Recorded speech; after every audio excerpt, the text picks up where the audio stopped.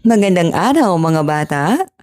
Para sa ating unang araw, pag-unawa sa babala, pagbibigay ng nais ipabatid ng author. Ano ang ibig sabihin? Sabihin kung anong babala ang nasa larawan.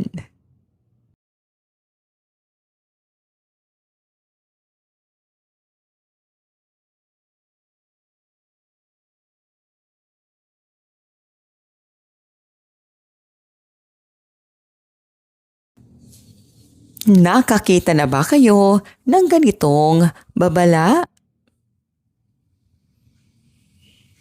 Saan ninyo ito nakita? Bakit may mga babala? Sa ating paligid, maraming babala ang ating nakikita. Makikita ito sa paaralan, ospital, parke, kalsada, at maging sa ating tahanan. Ang mga babalang ito ay hindi lamang dekorasyon. Ang bawat isa ay may mahalagang mensahe upang tayo ay maging ligtas at responsable. Basahin natin. Bawal. Dapat. Lagi. Lahat. Bawat. Upang. Maging. Kaligtasan. Panatilihin. Kalinisan. Basahin ang babala. Babala. Bawal magtapon ng basura. Panatilihing malinis ang kapaligiran. Itapon ang basura sa tamang basurahan. Tungkol saan ang babala? Mahalaga bang sundin ang mga ito? Bakit? Ano ang babala? Ang babala ay nagsasabi kung ano ang dapat o hindi dapat gawin upang maiwasan ang panganib o problema. Halimbawa, huwag pakainin ang mga hayop. Bawal manigarilyo. Tamang tawiran. Huwag pitasin ang mga bulaklak. Huwag tumakbo sa hagdan. Iwasan nakamamatay. Mag-ingat, madulas ang sahig. Huwag hawakan, may kuryente. Huwag hawakan, mainit. Huwag inumin ang tubig. Bakit mahalaga ang babala? Dahil nagbibigay ng paalala. Ito ay nag-iingat sa tao.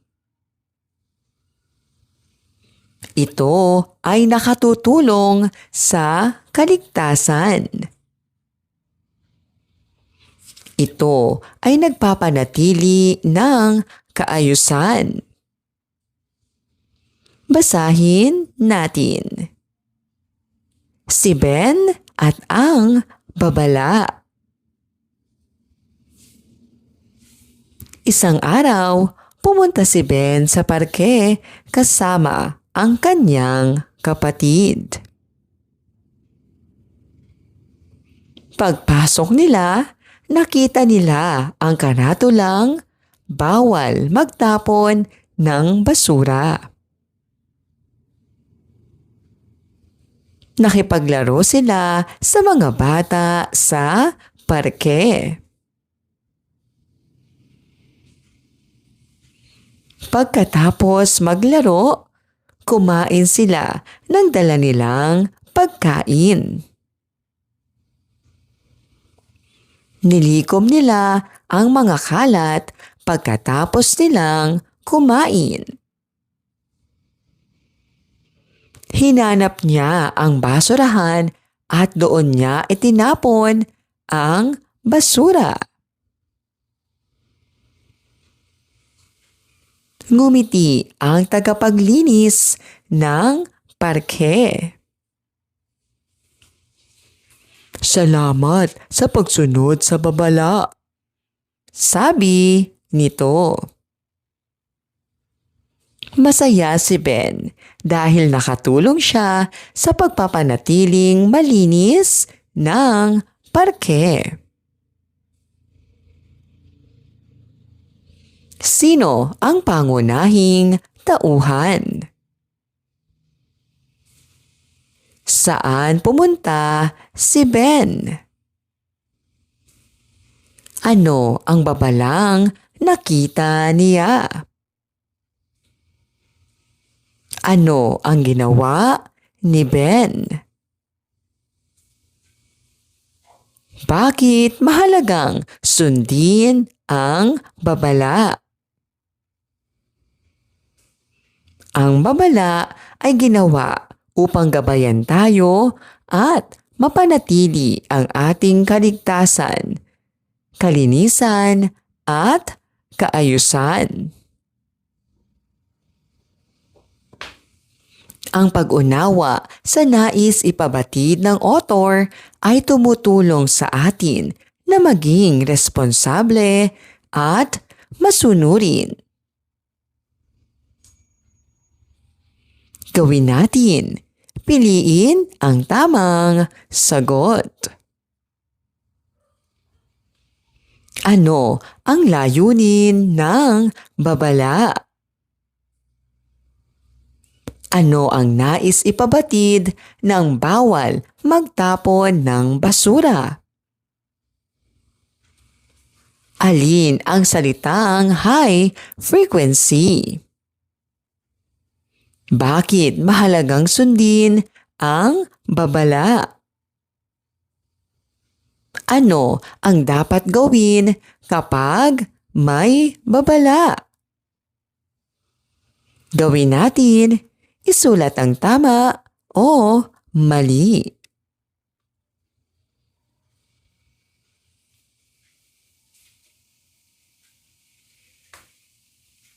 Gawin natin. Gumuhit ng 5 babala na iyong nakikita sa paligid.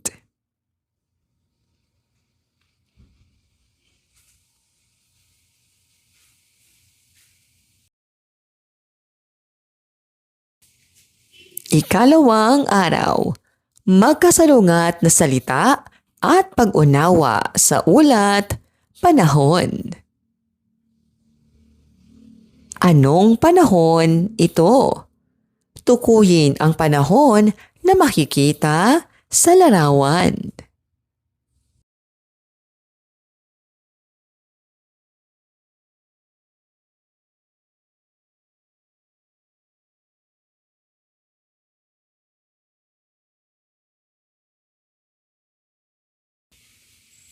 Ano ang panahon ngayon? Bakit mahalagang malaman ang ulat, panahon? Bawat araw ay nakaririnig tayo ng ulat panahon sa telebisyon, radyo o internet. Mahalaga itong pakinggan upang malaman natin kung ano ang magiging lagay ng panahon at kung paano tayo makapaghahanda. Ngayon ay pag-aaralan natin ang mga salitang madalas gamitin at ang kahulugan ng mga salitang dinaglat.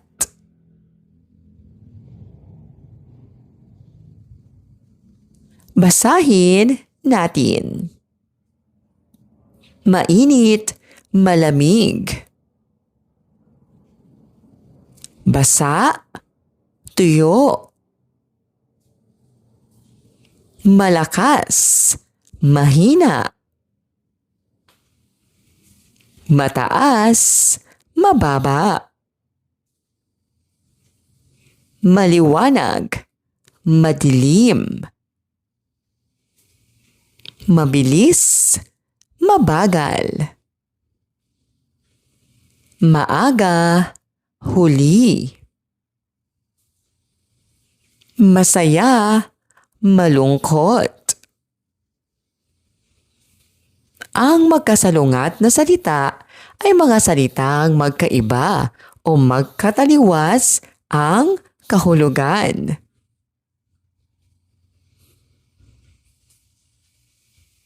Panoorin natin.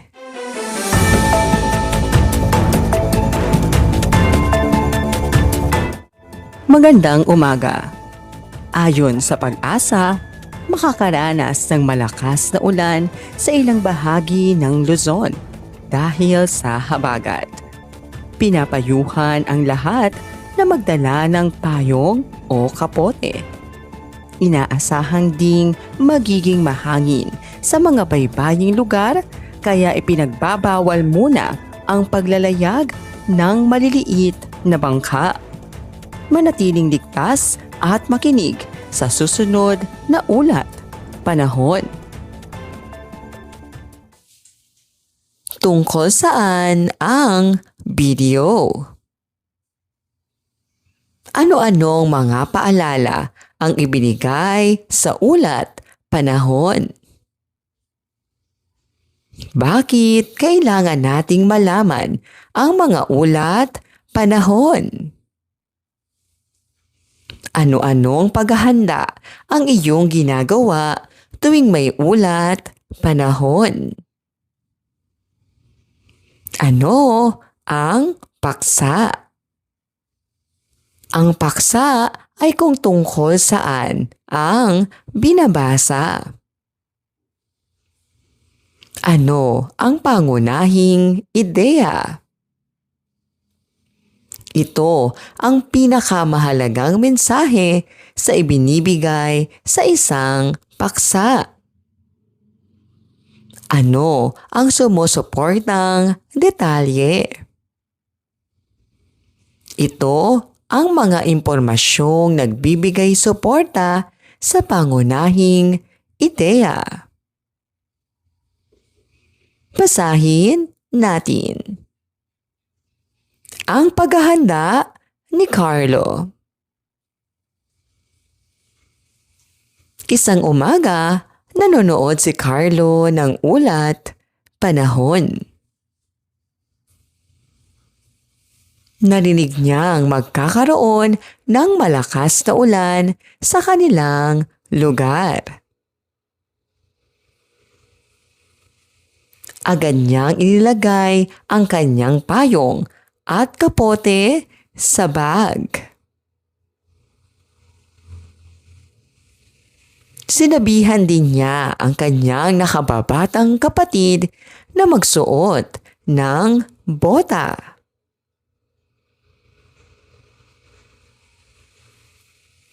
Pagdating ng hapon, bumuhos nga ang malakas na ulan.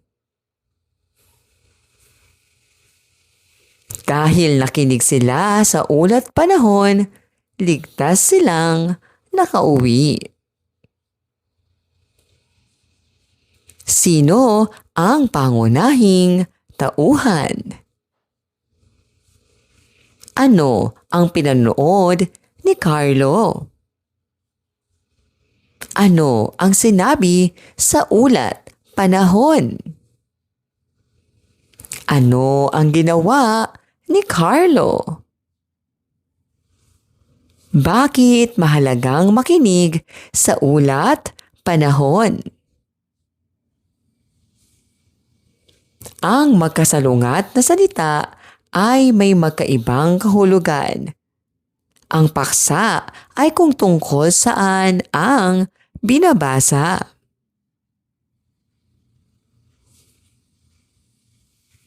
Ang pangunahing ideya ang pinakamahalagang mensahe at ang sumusuportang detalye ay nagbibigay ng karagdagang impormasyon upang maunawaan ang pangunahing ideya. Gawin natin. Isulat ang P kung paksa at PI kung pangunahing ideya.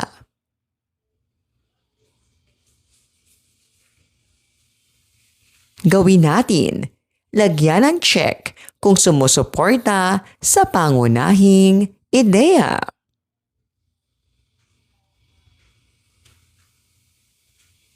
Ikatlong araw. Pag-unawa sa patalastas. Pagpapahayag ng reaksyon at magkasalungat na salita.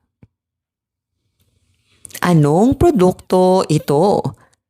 Sabihin kung anong produkto ang nasa larawan. Ito ay Bear Brand o gatas. Ito ay Safeguard o sabon. Ito ay Colgate o toothpaste. Ito ay Lucky Me o Pansit Canton. Ito ay Pure Foods o hotdog. Alin sa mga ito ang ginagamit o kinakain ninyo araw-araw? Saan ninyo unang nakita ang mga produktong ito? Nakakita na ba kayo ng patalastas sa telebisyon o YouTube? Sa tuwing nanonood tayo ng telebisyon, gumagamit ng cellphone o nakikinig sa radyo, madalas tayong nakakakita at nakaririnig ng mga patalastas. Ginagawa ang mga patalastas upang ipakilala ang isang produkto o serbisyo at hikayatin ang mga tao na gamitin ito. Ngayong araw, matututuhan nating unawain ang mensahe ng isang patalastas. Panoorin natin. Handa ka na bang magkaroon ng malinis at magandang ngiti? Narito na ang Super Sipilyo Kids. Malambot, ligtas, at espesyal para sa mga bata. Ito ay may iba't ibang kulay. Ligtas na gamitin at malambot sa inyong bibig. Masayang magsipilyo araw-araw. Kaya bili na ng Super Sipilyo Kids. Super Sipilyo Kids. Ngiting malinis, ngiting panalo. Ano ang inyong pinanood? Tungkol saan ang patalastas? Ano-anong impormasyon ang nakuha ninyo sa patalastas? Nagustuhan mo ba ang patalastas? Bakit? Ano ang patalastas? Ang patalastas ay isang paraan ng pagpapakilala ng produkto o serbisyo upang hikayatin ang mga tao na gamitin o bilhin ito. Basahin natin. Ang bagong sipilyo ni Mia. Isang araw, binilhan si Mia ng kanyang nanay ng bagong sipilyo.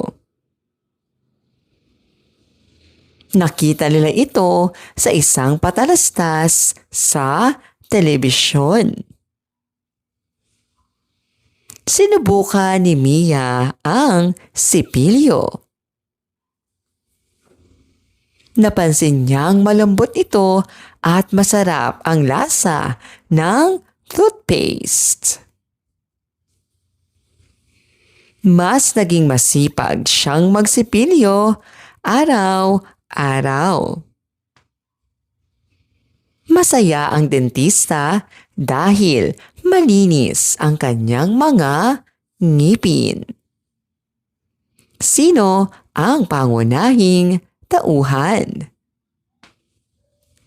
Ano ang nakita nila sa telebisyon?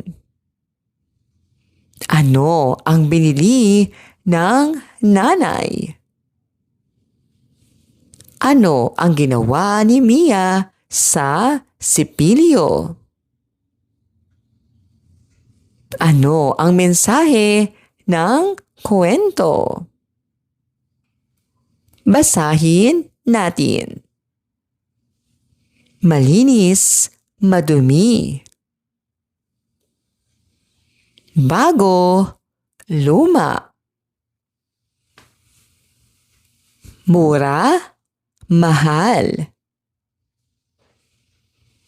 Maliit, malaki. Malambot, matigas. Panalo, talo. Bata, matanda. Ang patalastas ay naghahatid ng mensahe tungkol sa produkto o serbisyo. Ang paksa ay nagsasabi kung tungkol saan ang teksto. Ang magkasalungat na salita ay may magkaibang kahulugan. Gawin natin sumulat ng iyong reaksyon tungkol sa patalastas. Gawin natin salungguhitan ang dalawang salitang magkasalungat sa bawat pangungusap.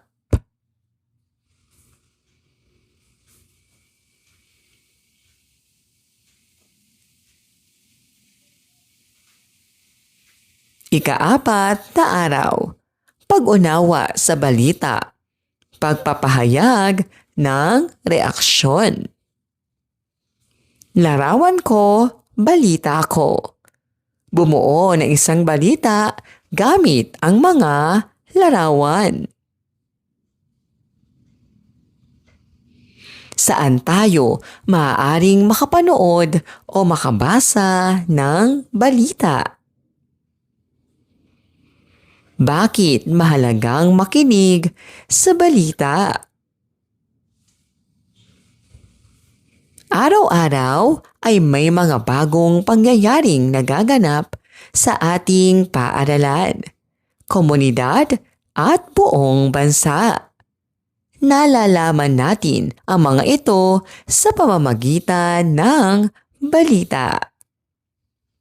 Ngayon, matututuhan nating unawain ang mensahe ng isang balita, kilalanin ang paksa, pangunahing ideya at mga sumusuportang detalye. Panoorin natin.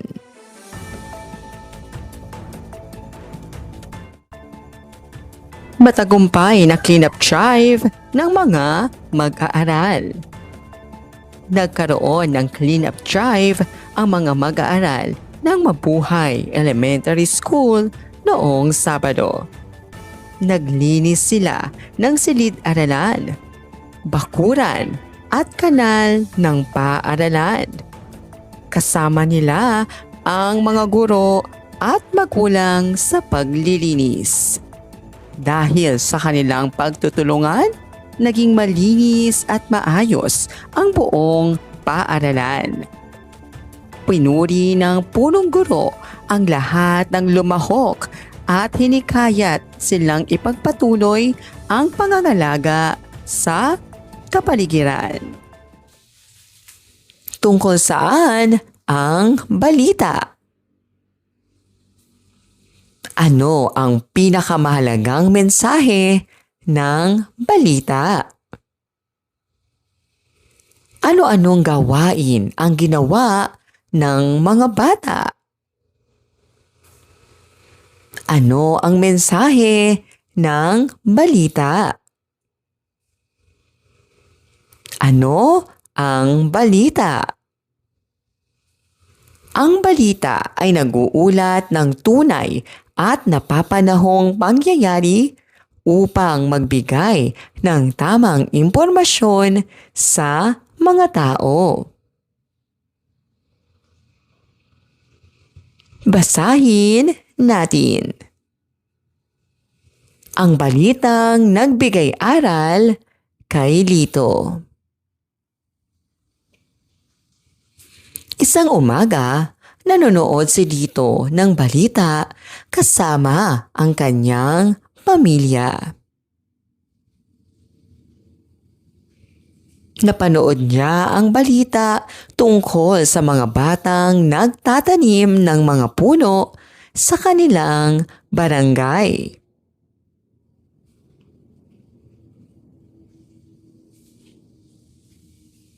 Sinabi ng tagapagbalita na mahalaga ang pagtatanim upang mapanatiling malinis ang hangin at maiwasan ang pagbaha.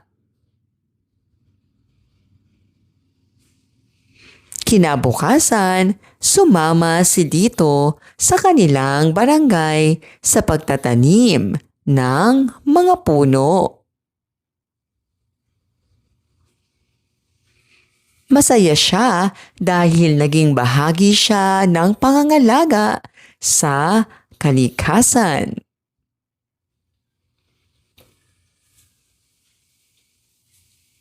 Sino ang pangunahing tauhan? Ano ang napanood ni Lito? Ano ang mensahe ng balita? Ano ang ginawa ni Lito matapos mapanood ang balita? Ano ang aral na natutuhan niya? Ang balita ay nag-uulat ng tunay at napapanahong pangyayari. Upang higit itong maunawaan, kailangang matukoy ang paksa, pangunahing ideya at mga sumusuportang detalye.